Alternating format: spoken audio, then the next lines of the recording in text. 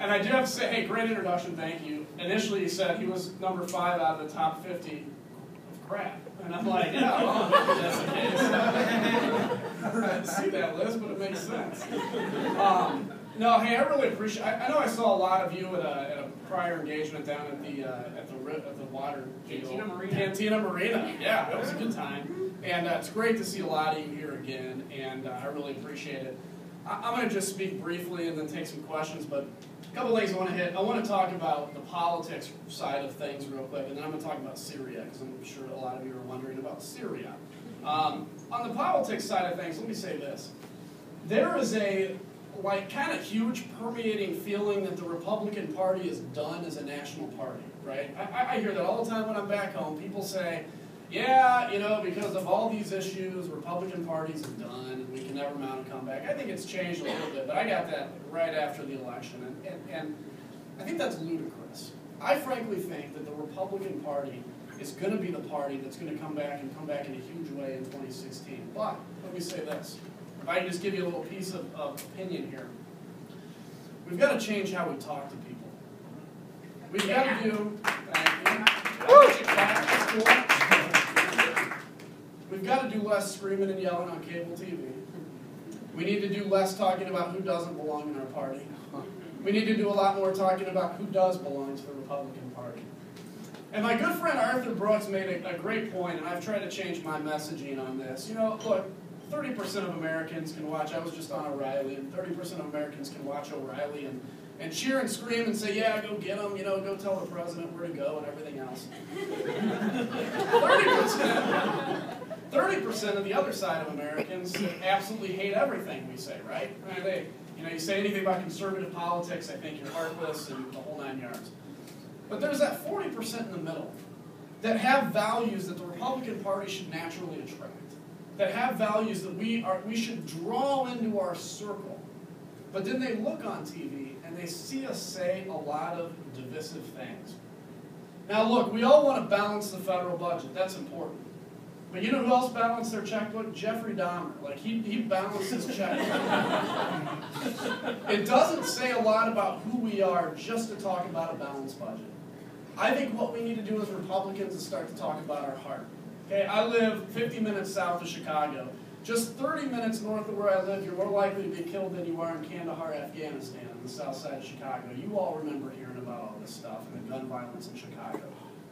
How about we talk about the fact that we believe young African-American kids born in the south side of Chicago should have every opportunity to succeed, just like a kid born where I was in Bloomington, Illinois. What does that tell you? That tells you something about our heart. And then when they say, well, why? What are your principles?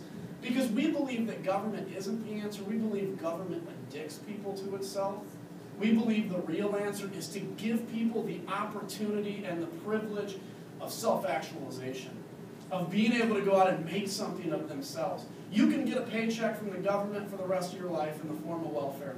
And you know what? People that need it, we should continue to provide it. But that is not as satisfying as when you go out and you get your first job and that paycheck you get, you earn. That's what we're the party about.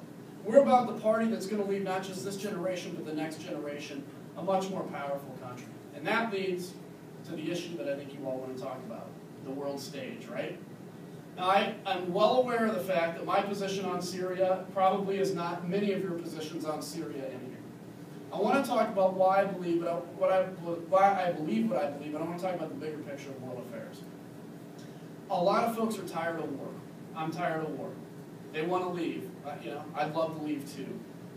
But there's a reality out there in the global stage that somebody is going to be the influencer of the world. You look at the history from the beginning of, you know, the Big Bang to today, or you look at like all human history, and there's always been somebody that has kind of managed the affairs of the globe, the most powerful country.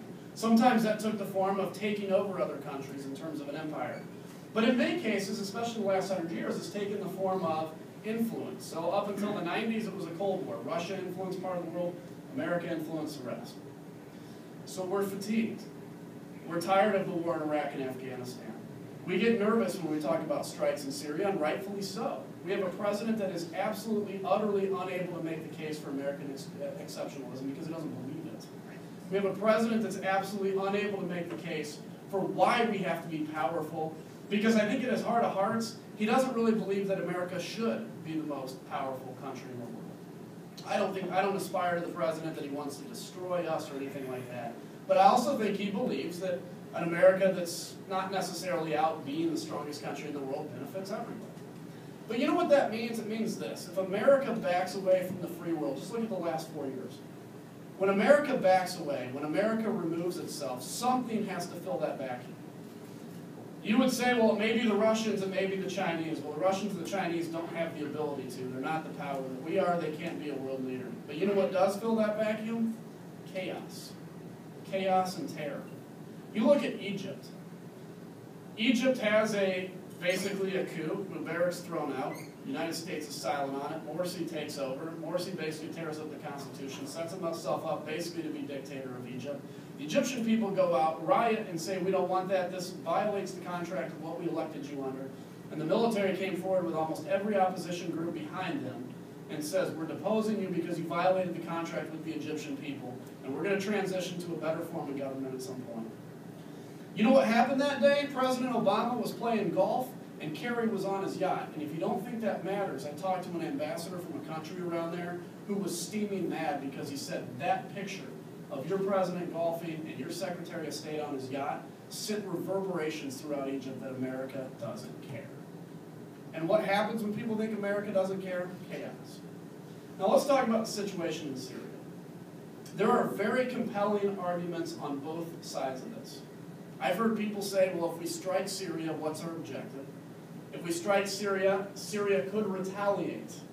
Well, yeah, they could, and we'd kick their ass if they did. Because we're the U.S. of A, right? So that's, and they're all legitimate concerns. I don't put any of those concerns down. The concerns I do put down is I've heard people say that we need to vote this down because the President of the United States, we don't like him, basically, because he's untrustworthy. We need to vote this down because this will be the end of him being an effective president. He's still the President of the United States for 3 years. And when we leave, I'm an old school Republican that believes once you leave the shores of the United States, partisanship is thrown off and we're all Americans, Republican and Democrat. We can disagree. I did BBC today. And we can disagree with what the President's doing, but I will never criticize the President of the United States on BBC. Because to me, Americans have to put up a unified front.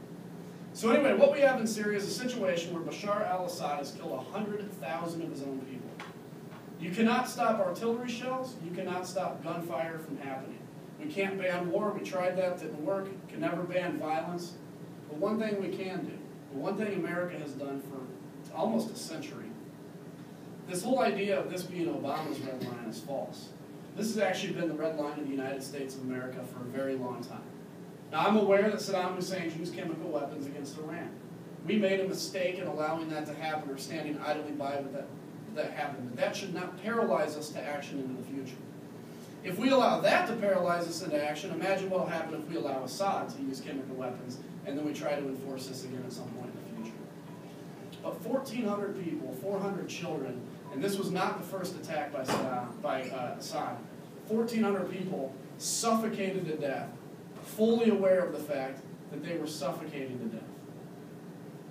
A chemical weapon is not an artillery shell directed at a target. It's an indiscriminate use of force based on the whims of the wind. And it's something that the world community has stood up and said we won't tolerate. And it's something America in 1991 threatened to use nuclear weapons against Iraq if they used chemical weapons against us on the battlefield. We know for a fact now from post-interviews that the reason Saddam Hussein never used chemical weapons against the United States in 1991 is because of the threat we made and the seriousness we dealt with chemical weapons. You look at a no-fly zone we established over northern and southern Iraq as a result of chemical weapons use against his own people. This is something we have taken very seriously, and I'm shockingly dismayed that somehow in the last 6 months as a nation, we've gone from that memory of the evil of chemical weapons to today justifying them, saying they are no different than artillery shells. I don't know where that transition happened. I can't figure it out. It saddens me, to be quite honest with you.